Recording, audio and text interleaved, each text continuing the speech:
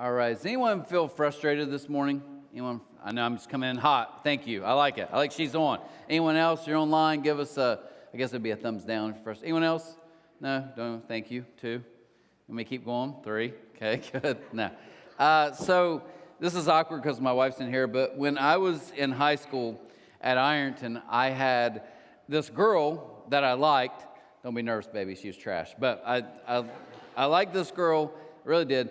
And one day I'm talking with her and her friend, like end of school, it's Friday, and her friend said, hey, this girl and 2 of my other friends are coming over, and my boyfriend and their boyfriends, and you should come. So I'm like, okay.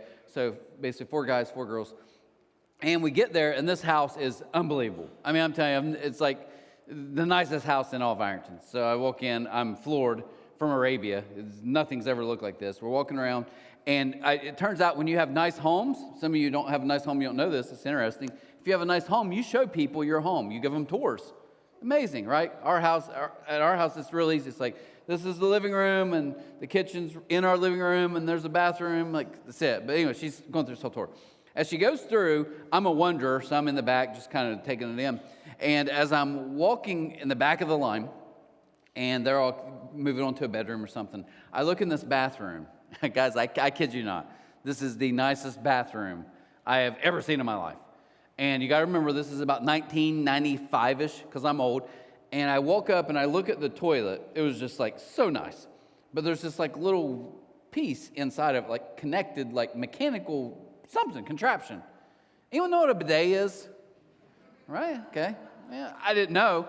But here's the worst part. So I'm looking at it, and I watch this hose that's kind of lining up to it, and I'm like, I know it's doing something, right? So I can put it together. I'm not that dumb.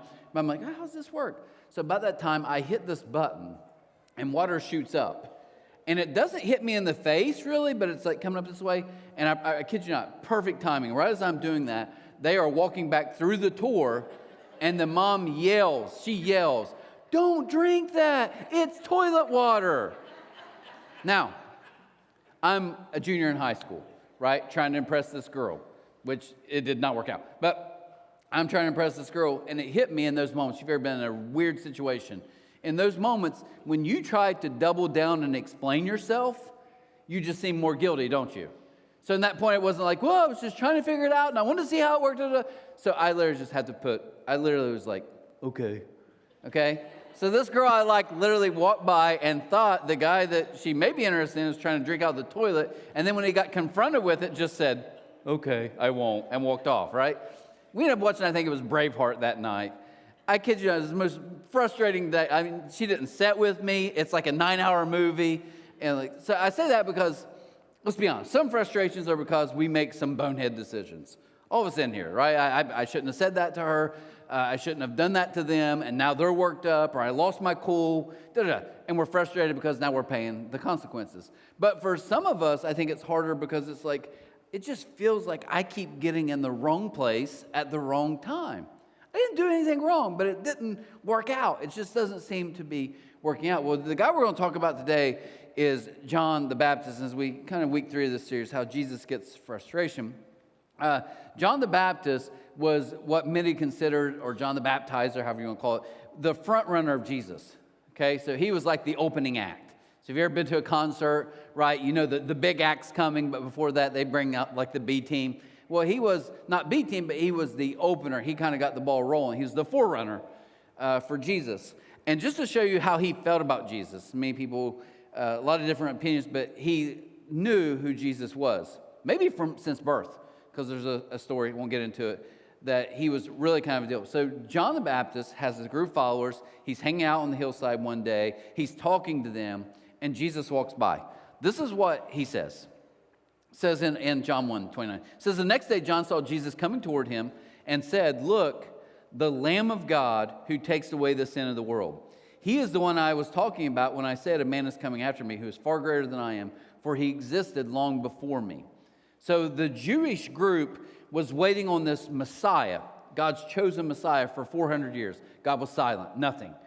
And John comes on the scene, he's like, hey, he's coming, it's close, it's going to happen. And one day he's teaching his group of people, and he's like, there he is. Who?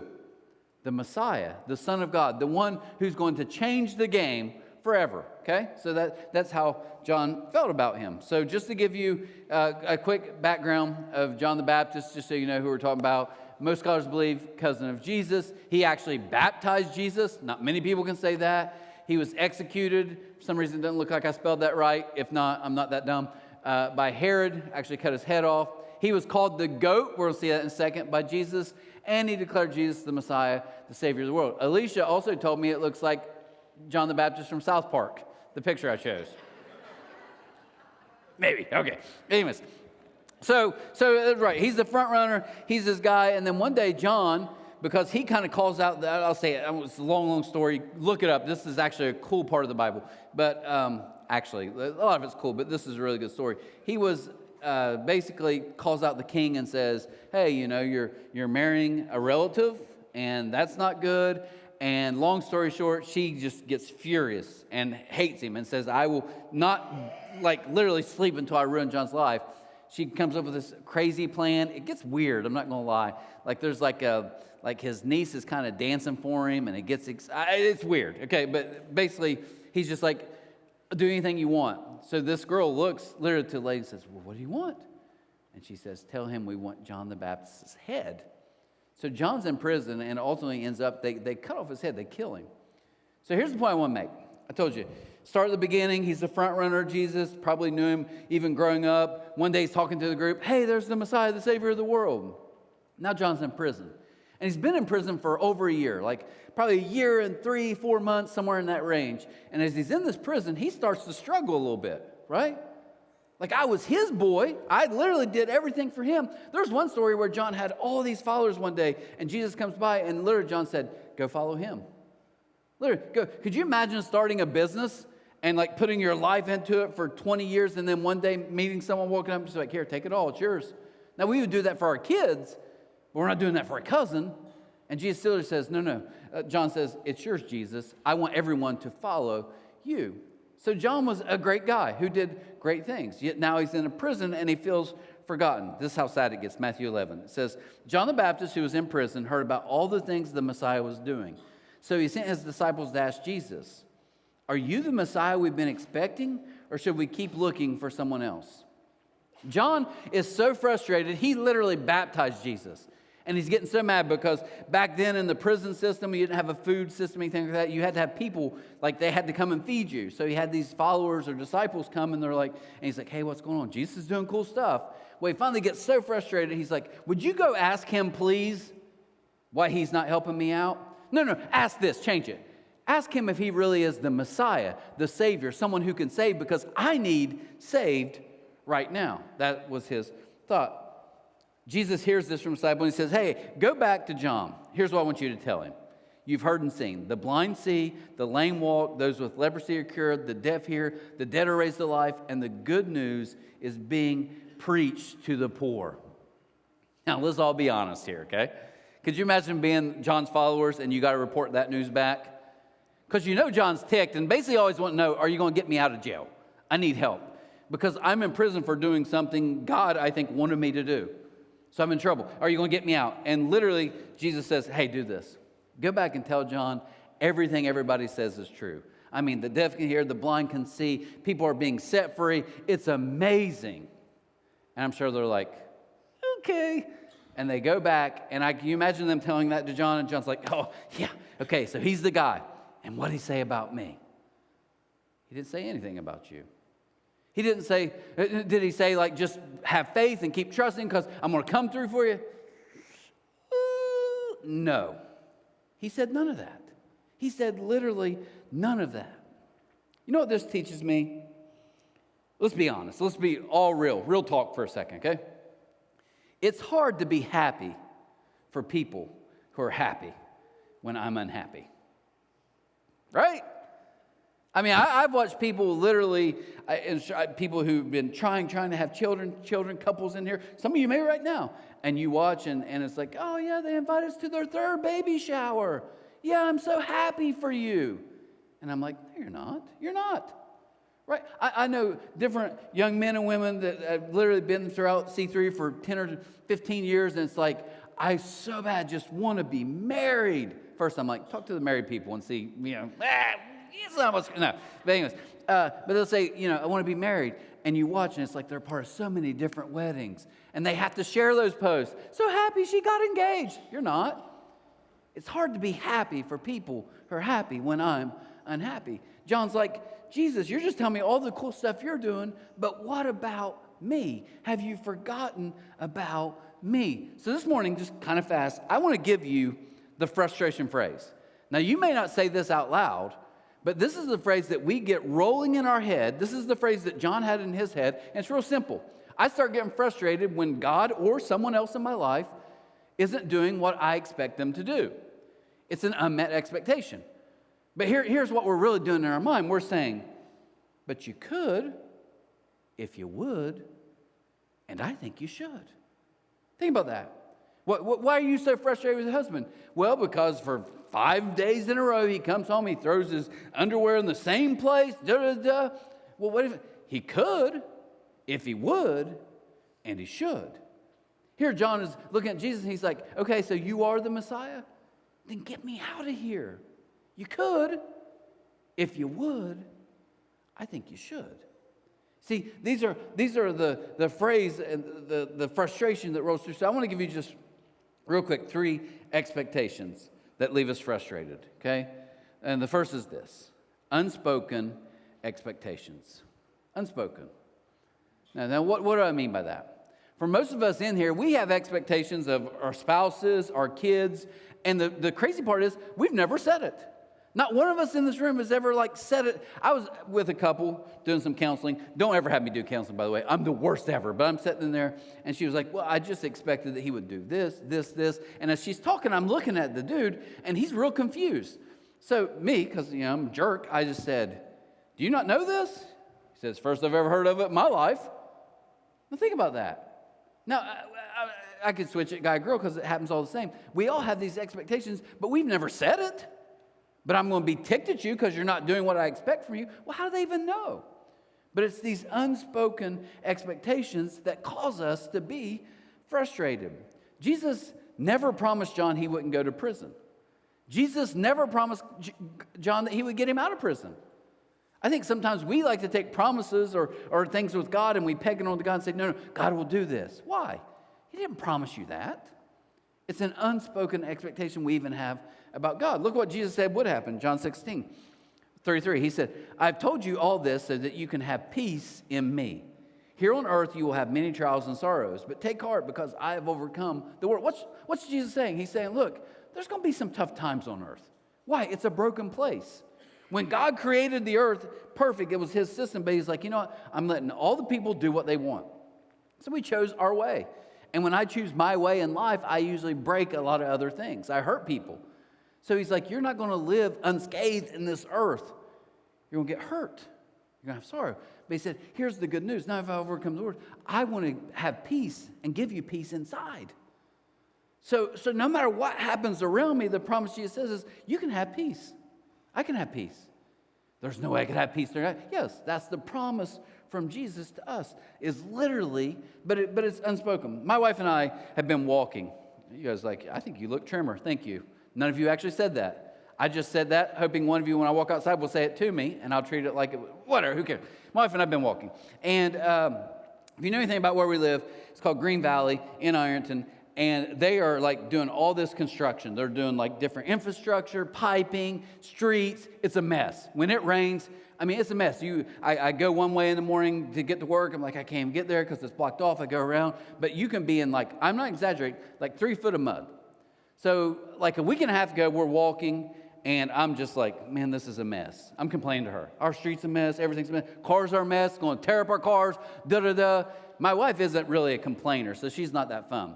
I live with a bunch of older people in my neighborhood. They're more fun. I just walk in and say, what about these streets? And they're all just like vultures. Yeah, I know. Old people love to complain. It's awesome, right? So I love complaining with my old neighbors. But we're walking, and she's just kind of listening. I'm like, you know what? The engineering is not smart. They've already started 3 streets down. These construction workers don't know what they're doing. And my wife wasn't even calling me out, but she just starts laughing, and she's like, it just kind of hit me. You've never been an engineer. You have never worked construction a day of your life. But yet you're telling all these experts, or people paid to do it, Right? Is that not true?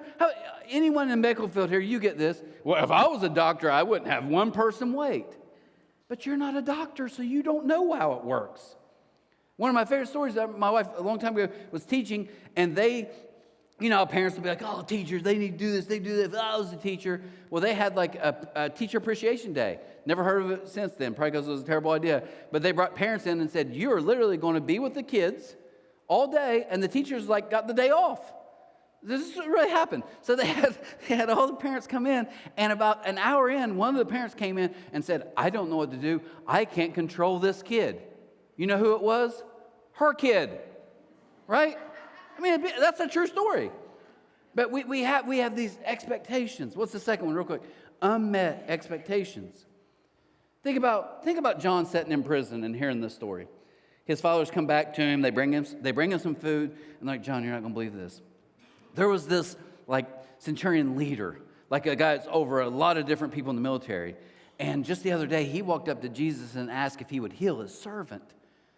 And Jesus said, sure, let's go. And before they took a step, this general, basically, of this army infantry said, no, Jesus, I get it. I'm a powerful man too. When I speak and say something, everyone does what I say. You don't have to go. Could you just say the words, and then when I get back 5 miles away, he'll be healed? Jesus literally is like, you kidding me? That's pretty impressive faith that you believe I can just say the words and he's healed. And Jesus is like, all right, I'll take you up on it. Done. Now, how do you think it would feel? Think about unmet expectation. How do you think it would feel to be John listening to that story? He's like, man, it's a good story. But you're telling me Jesus can even work remotely? He can literally he don't have to be here. He can say the words and I could be free from this prison. But he's not. You could if you would. And I think you should. That's the frustration. Unmet expectations. It gets worse. In Matthew 4:12, it says, when Jesus heard that John, a guy that he loved, a guy he was close to, when Jesus heard that John had been arrested, he left Judea and returned to Galilee. Now, you guys like me would read that. We just pass on through. So I'm going to be a Bible nerd for a second, okay? Everybody in here, quick Bible nerd, okay? John is in, I'm going to be my map. John is in the south, and Jesus is close to him. And Matthew makes an effort to make sure we hear all this. He says, okay, when Jesus found John was in prison, he went 200 miles north by the lake in beautiful country. No, not for a vacation. He went there and stayed there, and he didn't come back. Wait. So when Jesus heard his cousin and a very good friend that he loved very much was in prison, that day he left and didn't come back? See, we think as humans, we're like, that means he doesn't love him. He can't, because he would rescue him. You imagine John sitting in there, he's like, Jesus, I love the fact that you set the captives free. But what about me? I love that you're doing all these amazing things, but dude, what about me? How come I have to keep struggling? John received regular updates about all the amazing things that Jesus is doing for other people. That's tough. That's frustrating. And I'm sure all of you in this room have been some part of that at some point, right? So that's how it works. So I was just thinking about some cool stuff, but some tough stuff that's happened. So you're like, if you see the shirt Aaron has, at least different people wearing it. But we had, and I know the dad, Dustin, my man, who the story I'm about to tell, his wife and their son, Stryker, was in our first gathering at 9:30, and he's working, so he told me he's going to be watching online, so Dustin, for you. But I want to talk about, Bree, who was Allison's mom. Allison was a C3er who passed away tragically last year as a 6th grader, and we were talking just a month ago, and she's here, and she's like, hey, I want to keep her memory alive. And man, when you have kids, it hit me. I was just like, oh, because it hit me. I was like, when I think of my own kids, no matter what, I don't want my kids ever forgotten. As long as I live, I don't want it. All of us in here feel it. But it may just hit hard. So we were thinking, I said, hey, kind of come up with a plan. We've given away the C3 scholarship for several years. But I said, why don't we do this? Why don't we make this way more impactful for everybody? So came up with a plan to start Be the Spark Scholarship. So what it is literally a $500 scholarship to a senior, every school in Lawrence County. But what we do and what we want, hopefully your grades are okay, and hopefully you got whatever, play sports, extracurricular, but that's not what we focus on. When I look through any of those, the thing I look for is like, how have you been a positive spark? How have you made a positive difference? How have you been generous to other people? And I didn't say this in the first one, Bree's in there, and I didn't want to go too far, but one of my favorite things that Bree talked about, her daughter, and she had a little fire to her, but how generous she was. And she said one day, like right before Christmas break, I think it was 4th or 5th grade year, she said she literally had every Christmas present wrapped under the tree, ready to go as a mom. She's a nurse. And she said, I come home that day, because we got into a little bit of a fight the night before. So I come home that day, there's no presents. So she says, I thought my daughter just hid them from me. So I walk in, and I'm like, where's the presents? I gave them away. What do you mean you gave them away? She said, my daughter literally went to school. First teacher she came to and said, my mom wants to give all these presents away to someone who needs them. She said, could you imagine being a mom when you walk in and you're like, we have no Christmas presents and it's 4 days away? And we laughed about it, but then she was like, but she did constantly always think, like, they need help. How can we help them? What can we do for them? The reason I want to share that with you, so this is Alicia's text. I just snapped it from, and that's Bree, Allison's mom. But we were just talking about scholarship and talking with the counselors and thinking it would be good and awards ceremonies. And what hit me, and the reason I'm telling you is because I think John needed to hear this too, okay? It's what Jesus said. Stuff's still happening. The blind are hearing, or the deaf are hearing, the blind are seeing. People are being rescued from things they need to get out of. He's like, I want you to know I'm still doing my thing. It's just not going to be the way you think it should be. Now, as tragic as this is, and I don't want to try to explain it off or do anything like that. I'm not smart enough. But the reason I love this text is because Alicia came in, and she's a crier, and she's crying. I'm like, what are you crying? What do I do now? And she says, no, I want you to look at this. And literally, as we're talking about the award, we're like, hey, the 2 big dates coming up, May 17th, and you can see at the bottom, that's Allison's birthday. So her son was able to present just a few days ago in front of 2 schools, give away the scholarship, but also talk about his sister, why you want to keep her memory alive, and it all happened on her birthday. Now, does that fix a lot? No. Does that make things automatically better? Absolutely not. But it is a reminder, and I think that was a small reminder, and I wanted Bree to hear that this morning. I think that's a small reminder of God just saying, listen, it's not your way, but I'm still in control. We have these unmet expectations because it's not going my way, and I get ticked. And then the last one, super fast. Unrealistic expectations. Jesus loves me, and I'm good, and I try to come to church all the time, and I give some money, so he'll do whatever I want. Now, we all say that out loud, and we're like, that sounds ridiculous. But we all kind of live like that. No, I'm doing good, God, so you've got to give me good things. I'm good, I get good. I'm bad, I get bad. Sure, that's simple. But that's not how it works. That's unrealistic. Matter of fact, Jesus says all that, and he even waits for John to leave, or his followers to leave. And listen to what he says. He says, I tell you the truth, of all who have ever lived, none is greater than John the Baptist. I wrote this down. Jesus can fully love you more than you could ever imagine and still not do what you want him to do. Some of you need to hear that. Because some of you, your biggest issue with faith in your journey is, but I'm trying to do this, and God's not doing what I want him to do. That's why John, the forerunner of Jesus, struggles so much because he's like, I don't get it. I'm doing everything right. Yet Jesus isn't doing what I want him to do. But this is unrealistic. Now, let's make this personal for a second. I get this all the time in my line of work. I was talking to a guy I work out with 3 weeks ago, and he said a guy's name, and he was like, he's so ticked at you. I'm doing curls. Yeah, that's right. I said curls. I'm doing curls. And he says the name. I was like, how is he doing? He's like, well, he's not very happy with you. Why? And I said this. I said, I haven't spoke with him in 6 months. And you know what he replied back? He said, that's the problem. The other day I was talking to him, and he said, you haven't called him, you haven't texted him, you haven't done anything with him in 6 months. You know what I thought? He hasn't been blowing up my phone either. He hasn't texted me one time in 6 months. He hasn't called me one time in 6 months. And I thought, but we all have these unrealistic expectations. No, I want you to do something for me I would never do for you in return. Is it right? Well, I mean, they could give me $500. They have it. It could really help me out. I mean, you could if you would, and you should. My grandma had a great line. I remember this. People say, hey, Grandma, haven't heard from you in a while. Phone rings both ways. Is that not good, though? Call me, text me. But I think for some of us, we get caught in this weird cycle of just frustration. We're like, no, they don't even want to talk to me. I'm so done with it. It's like, well, what have you done?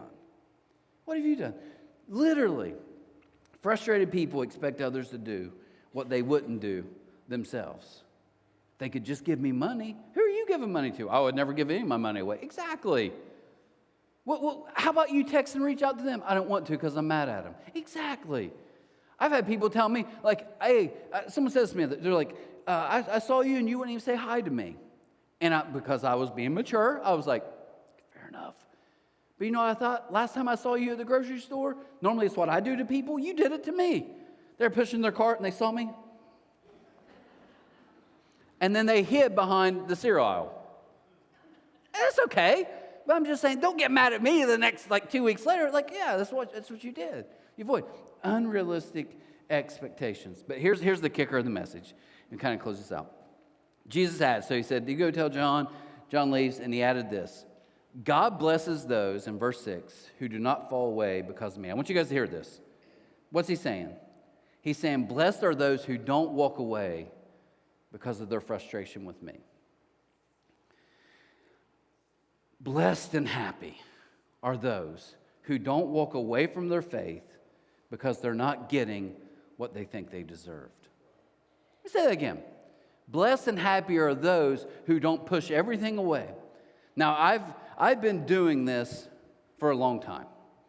And I can tell you, now, and I know I'm churchy, I'm supposed to say this, so you can just online disagree. You all can disagree, but can I plead my case just 30 seconds? Here's what I've found in my experience of the last 25 years. When people get mad at people or God or the church or whatever, and they walk away from their faith, they always walk towards something. And in my experience, every time whatever they walk to doesn't make their life better. It makes it worse. No, I don't need that, so I'm going to get around to all my girls and we're just going to bash, guys in general. No, I'm just going to get with my guys and we'll just drink and talk. Again, I'm not even giving examples like what's wrong or right. It's just, is that making it better? No. I'm just going to be by myself and I'm just going to think about it all the time and get super depressed. Is that better? It's not. And that's kind of why you're probably like, why did you bring up Be the Spark? Because I wanted Bree, I wanted Dustin, I wanted Stryker to hear. I prayed for them so much, but I'm proud of them because they had a chance in something that 99% of all of us would say, I don't even want to fathom what we're talking about. It makes me sick at my stomach. And they had a choice. And we've had a lot of long talks about this where it's like, I don't get it, I don't like it, I don't want any part of it. And what I'm going to do, I'm going to walk away. And at the end of the day, what Jesus is saying here is like, you can, but what are you going to walk to? And is it really better? Happy and blessed are those who do not walk away from their faith because they're frustrated with me. There's an author named Philip Yancey, and I don't remember which book it was, one of the books, but it's always been such a great quote to me. And he said this, and I wrote it down this morning, so he's getting ready. The only thing worse than facing disappointment with God is facing disappointment without Him. Some of you are disappointed with God. We thought that? Yeah. You're disappointed with the way things have turned out. And I love that because he's saying, but what are you going to turn to? Don't walk away. Now, as we get ready to close, I want you to hear this. Just because you get frustrated, and we're all going to, doesn't mean you have to live frustrated. Now, John waits and waits, and a year and a half comes, and he doesn't get rescued, and they kill him. The one Jesus loved. Jesus didn't come and save the day. Why? I don't know. I'm not smart enough. That's above my pay grade. But I do know that Jesus gives us a promise that transcends all of this. Jesus gives us a promise that says, no, I promise to be with you, and I promise to restore all things one day. My daughter Tegan went to Shawnee, still at Shawnee, but she was at Shawnee this past year for her freshman year, and she lived with my niece, Jocelyn. And I'm here at C3 at work one day, it's like 2, 3 o'clock, and I get a call from my daughter, and they text, calls are bad. And she calls me, and she's like, we're just freaking out because our apartment is haunted. And I'm like, I don't know what you want me to do. And she's like, no, I'm not kidding. There's stuff moving. I'm like, so you think possibly a raccoon? Mm-mm. You think a person's in your house? No, it's neither one. It's a ghost. I'm like, okay. So what do you want me to do? And she's like, look, Jocelyn's dad's working late, can't do it. Is there any chance you could drive up here? So you want me to leave South Point and drive 40 plus minutes to do what? To exercise? What do you want me to do? So I was like, I tell you what, I like you guys. I'll drive up there. I'll look through. So I'm looking through. I'm just making sure there's no way people can even get in your apartment. Okay, so you're safe there. Then I start talking to them about ghosts and how they don't have to be afraid of ghosts. Yeah, it's such a dumb talk now I say it out loud. I'm trying to talk to them. So my daughter's like, okay, she's not sold. She goes back to her room, do something. And I'm sitting in the front room with Jocelyn. And we just start talking about life and tough times. And she may not remember this. It wasn't that long ago. But I said, here's what I've learned too. Even in the bad moments, even in the scary moments, God can always do something that benefits me. Even in my darkest moments of my life, as I look back in the rearview mirror, I'm like, every time God did something in me that was probably way more important than anything outside of me. And Jocelyn's smart. She's listening. She said, okay, that's good. And I was like, so it doesn't matter what you face in life. God can turn it. He can use it for his purpose. He can. I believe that. And she was like, unless you die. Now think about that. Wait, I get God using all the junk in my life, but what if I die tomorrow? What if I'm in a wreck? It's over. And here's the beauty of that. We think we've got the final trump card, but God, what if, here's John the Baptist, but what if they kill me? And Jesus says, I'm one step ahead of you. Because even throughout eternity, my plan, a plan where you can be perfect, no more sickness, no more pain, no more fear. And I got to be honest with you guys. When I'm sitting on that couch back there, talking to a family that lost everything, it's the only thing I can hold on to. And at the end of the day, I think it's the only thing all of us in this room can hold on to. Jesus, why didn't you help me? And Jesus is like, because my plan is always bigger, big picture. You just got to trust me. That's the good news. There is nothing you can face in this room. Listen to me. There's nothing you watching online can face that Jesus says, I know it's not good, and I didn't want it for you. Don't believe that stuff either. Like, oh, God's just trying. He's not. God loves you. But God says, hey, it's broken, and stuff's going to happen. But God says, even through brokenness, I can take that pain and use it for good. God's amazing like that. Jesus is on the cross. They've mocked him. They spit him. They're beating him. It's like, this has to be the worst situation ever. And God's like, no. I've got a trump card. Because I'm going to restore all mankind through this most horrific event. And he can do the same in our life. So here's what I'd like to do, if you would. Let's just close our eyes for a second. All of us in here, we're going to just pray kind of real quickly. And with our eyes closed, here's check-in time. Here we go. I want to do something. Just nobody looking around for you. Just be for one moment. I want to ask you this morning. Will there be someone in here that you really are, you're struggling?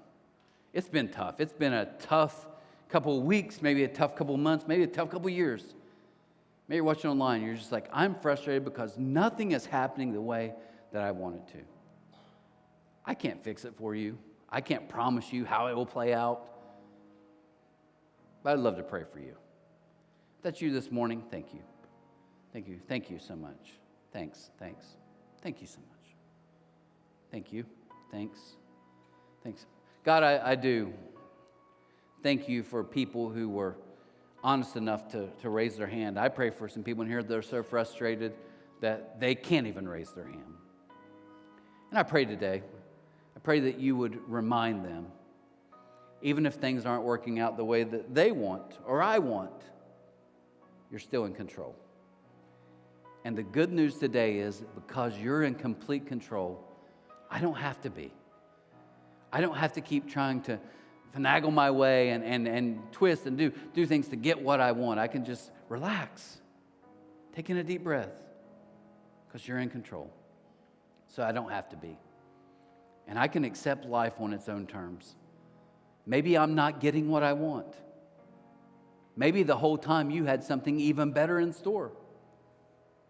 And even when it seems like all hope is lost, we know the final say, like we sang this morning, death, there is no sting. Death has no victory over us because our hope and faith in you. I pray today, God, that we walk out of here less frustrated, living a little lighter, a little freer, because you promised to be with us through every step of the way. Thank you for your love. Thank you for how much you loved us. I pray for those hands, and I know there's pain and hurt and frustration. God, I pray you do a work in their life, outside of their life, that only you can do. And today I pray as we walk out these doors, in Allison's memory, we would be a positive spark. We would take a dark room or a dark place or a friend in a dark place, and we'd be the light that brightens it today. Help us to live and love like you. We ask these things in your name, and amen. Guys, so glad you're here. Have an amazing week, and we'll see you next week for the final week of Jesus Gets Us, talking about anxiety. Take care.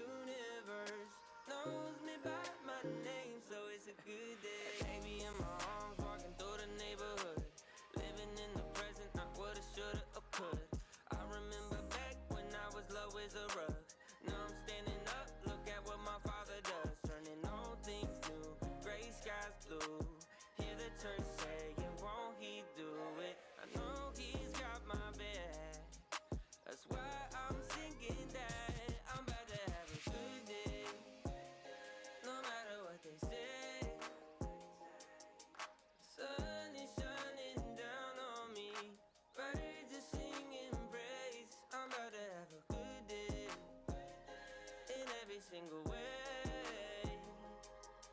The God who made the universe knows me by my name, so it's a good day. It's a good day, no, it's great. Everything I prayed for didn't come in late.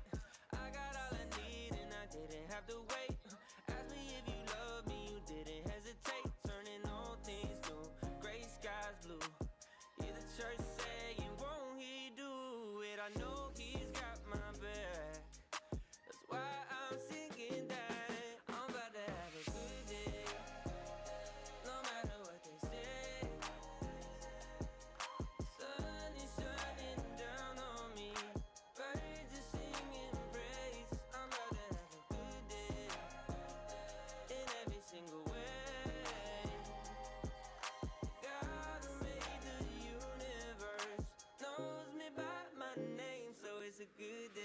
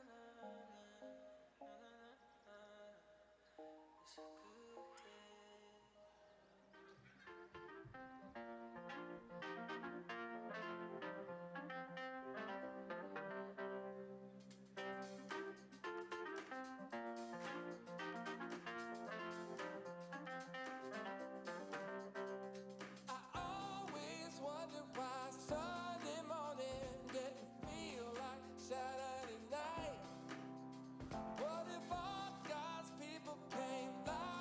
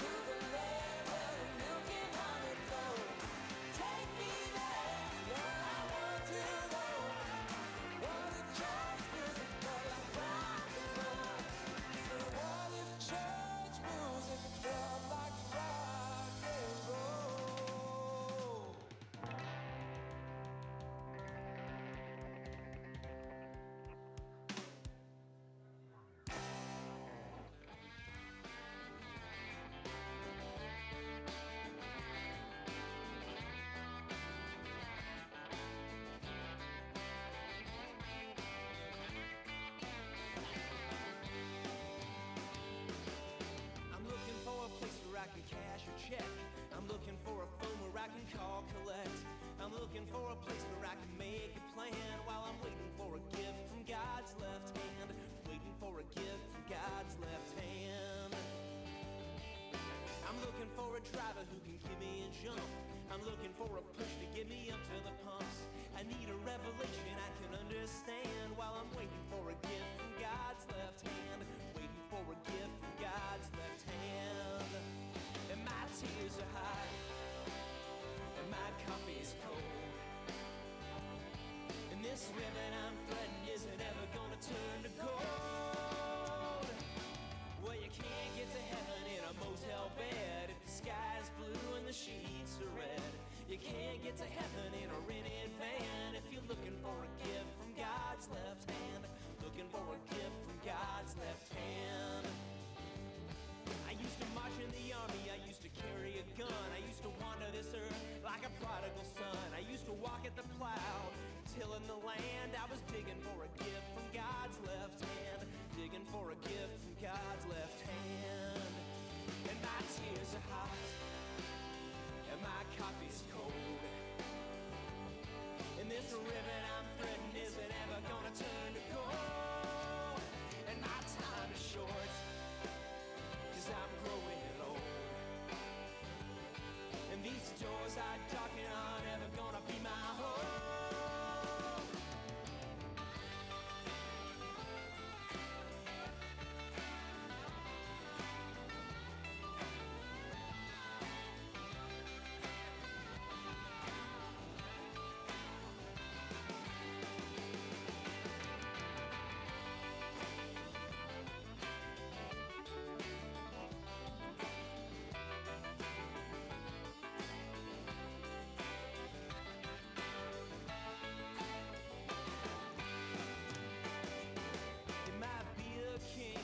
At your feet, sleeping in the gutter on the hot concrete. You can live to 100 and not understand until you get that gift from God's left hand. Get that gift from God's left hand. Better reach out and take it.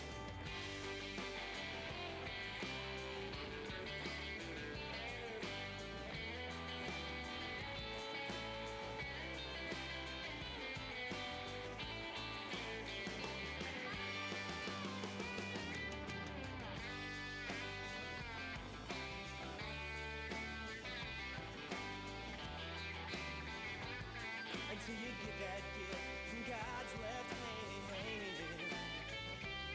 Until you get that gift from God's left hand.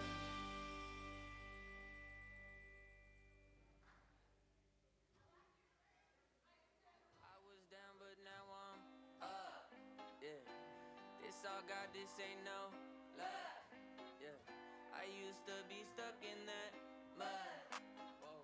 Yeah, I was down, but now I'm up, up, up, up. I was down, but now I'm up. Yeah, this all God, this ain't no love. Yeah, I used to be stuck in that mud.